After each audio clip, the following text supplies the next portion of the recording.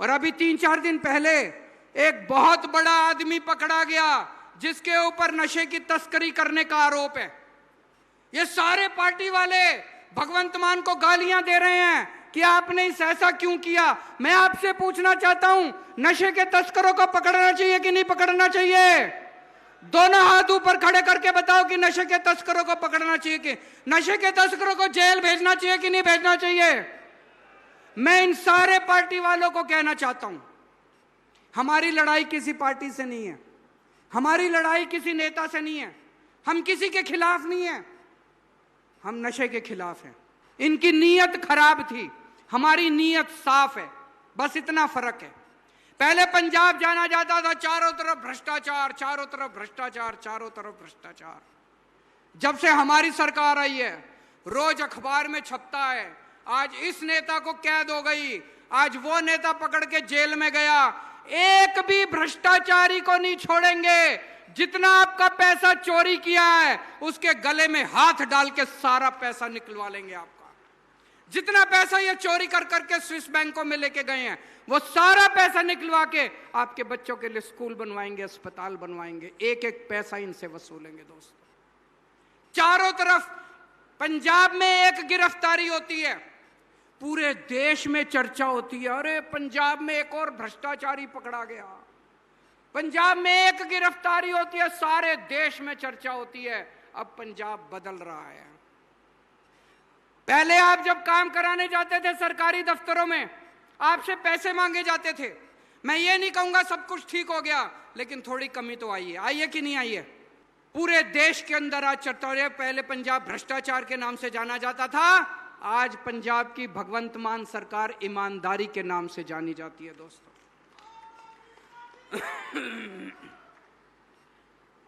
पहले माहौल था इंडस्ट्री छोड़ छोड़ के पंजाब छोड़ छोड़ के जा रही थी। मैंने बड़े किस्से सुने हैं चारों तरफ सुनने में। एक दिन जब पुरानी सरकारें थी, उनके एक नेता की नजर एक ब्रेड की फैक्ट्री पे पड़ गई। उसने ब्रेड वाले को बुलाया और बोला, तेरे गेट से अपने गेट के ऊपर अपना पार्टी का आदमी बिठा दिया कि हर पैकेट के ऊपर इतनी कमीशन देनी पड़ेगी। एक दिन उसकी नजर एक रेस्टोरेंट पे पड़ गई, होटल पे पड़ गई। होटल के मालिक को बुला के कहता है, तेरा होटल मेरे नाम कर दे। उसने मालिक ने मना किया तो होटल के सामने एक फ्लाईओवर बनवा दिया ताकि उसका धंधा चौपट हो जाए। लूट खसोट मची हुई थी, कोई काम करने को राजी नहीं था पंजाब के अंदर। पंजाब के व्यापारी पंजाब छोड़ छोड़ के जा रहे थे, पंजाब की इंडस्ट्री पंजाब छोड़ छोड़ के जा रही थी। अमृतसर देख लो, जलंधर देख लो, लुधियाना देख लो, कहीं भी जितनी इंडस्ट्री थी सारी छोड़ छोड़ के पंजाब चली गई। अब माहौल बदल गया है। कल मान साहब एक फैक्ट्री का उद्घाटन करके आए हैं। नीदरलैंड यूरोप का एक देश है, बड़ा अमीर देश है, अमीर लोग रहते हैं वहां पे, अमीर देश है। वहां से कल एक कंपनी आई है, उस कंपनी ने भारत के अंदर अपनी पहली फैक्ट्री लगाई है, पहली फैक्ट्री। और वो पहली फैक्ट्री कहां लगाई है? मध्य प्रदेश में नहीं लगाई, हिमाचल प्रदेश में नहीं लगाई, वेस्ट बंगाल में नहीं लगाई, राजस्थान में नहीं लगाई, पंजाब के अंदर उन्होंने अपनी पहली फैक्ट्री लगाई है। उनसे पूछा गया कि आपने पंजाब को क्यों चुना, तो उस फैक्ट्री के मालिक ने, कल फैक्ट्री का मालिक भी आया हुआ था, राजपुरा के अंदर पहली फैक्ट्री लगी है। उस फैक्ट्री का मालिक कहता है कि मैं भगवंत मान साहब से मिला, मुझे लगा बहुत अच्छे आदमी हैं। मैं यहाँ के अफसरों से मिला, मुझे अफसर भी बड़ी मदद करने वाले लगे, इसलिए हमने तय किया कि हम पंजाब के अंदर पहली फैक्ट्री लगाएंगे। बहुत बड़ी बात है। एक टाइम था जब पंजाब बदनाम था, जब पंजाब की इंडस्ट्री छोड़ छोड़ के बाहर जा रही थी, मध्य प्रदेश जा रहे थे, हिमाचल प्रदेश जा रहे थे, राजस्थान जा रहे थे, पंजाब की इंडस्ट्री छोड़ छोड़ के जा रही थी। आज दुनिया भर से इंडस्ट्री पंजाब आ रही है। एक और जर्मनी की कंपनी है, उसने लहरागागा में अपनी एक कंपनी लगाई है, उसने भी पहली फैक्ट्री पंजाब के अंदर लगाई है। एक और जर्मनी की कंपनी है, उसने मर्सिडीज कौन से शहर में लगाई है? मोरिंडा में। मुरिंडा में एक और जर्मनी की कंपनी है, उसने मुरिंडा के अंदर मर्सिडीज के पार्ट बनाने की कंपनी। पूरी दुनिया से कंपनियां आ रही हैं पंजाब के अंदर। क्यों आ रही हैं? पंजाब का माहौल बदल गया दोस्तों। एक टाइम पंजाब बदनाम था पूरी दुनिया के अंदर, पूरे देश के अंदर। आज पंजाब की चारों तरफ चर्चा है पूरे देश से। अभी जैसे मान साहब ने बताया, संसद में एक प्रश्न पूछा गया कि पिछले 1 साल में सबसे ज्यादा छोटी इंडस्ट्री कहां लगी। केंद्र सरकार ने संसद में बताया कि पिछले 1 साल में सबसे ज्यादा छोटी इंडस्ट्री पंजाब के अंदर लगी। पिछले 1 साल में 50,000 करोड़ रुपए की इन्वेस्टमेंट आ चुकी है पंजाब के अंदर। 50,000 करोड़ की इंडस्ट्रियां लगनी चालू हो गई अलग अलग कोने कोने में। बहुत जल्दी आपके बच्चों को 2,82,000 बच्चों को नौकरियां मिलेगी आपके।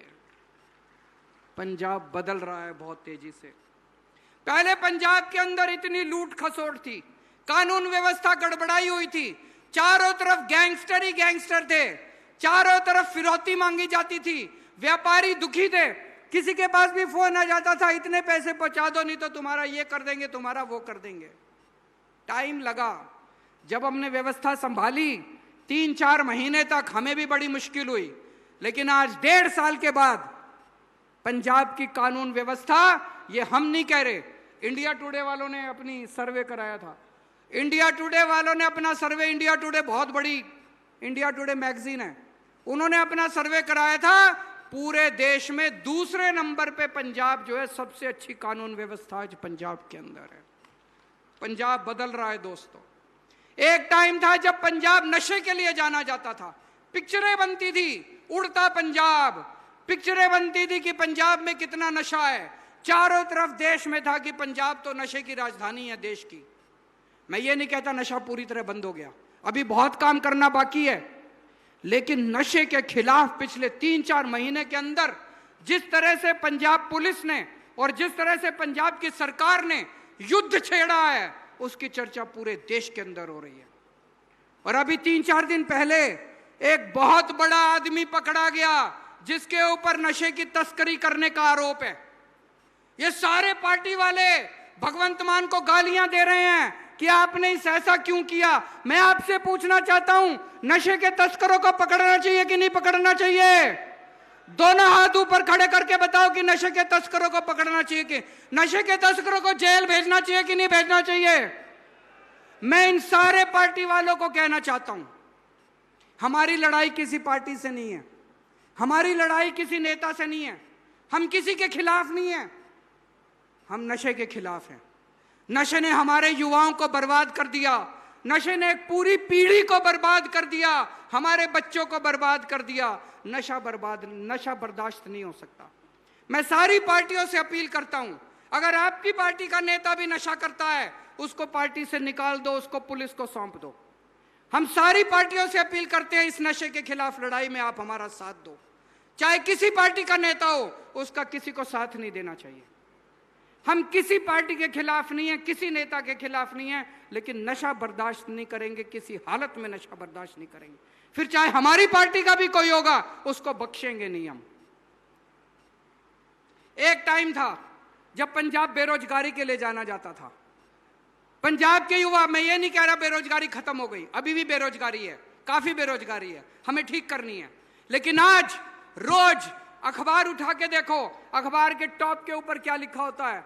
मान साहब ने आज 300 लोगों को नियुक्ति पत्र बांटे, मान साहब ने आज 1000 लोगों को नियुक्ति पत्र बांटे, मान साहब ने आज 1200 लोगों को नियुक्ति पत्र बांटे। कभी पुलिस की नौकरियां निकल रही हैं, कभी पटवारी की नौकरियां निकल रही हैं, कभी किसी की नौकरियां, इतनी नौकरियां निकल रही हैं। 37,000 लोगों को नौकरी दे चुके भगवंत मान साहब, 37,000 लोगों को। कहां से आ रही हैं इतनी नौकरियां? नीयत साफ है। और यह मत सोचना ये पंजाब के अखबार में छप रही है, पूरे देश के अखबार में छपती है।